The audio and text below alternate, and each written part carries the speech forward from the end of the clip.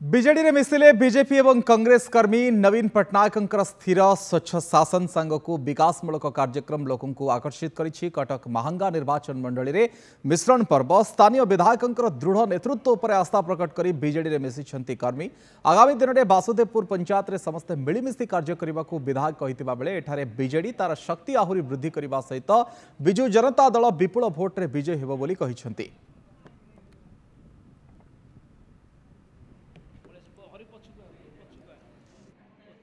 आमर प्रिय नेता माननीय मुख्यमंत्री श्रीयुक्त नवीन पट्टनायक विकासमूलक काम अनुप्राणित हो एवं वासुदेवपुर पंचायत को उन्नति पथरे आगे नवाई लोक मानू अधिक रु अधिक सुविधा सुजोग जोगई देवाई तथा महांगा ब्लॉक रो उन्नति से माने आज जोग देइचंदी।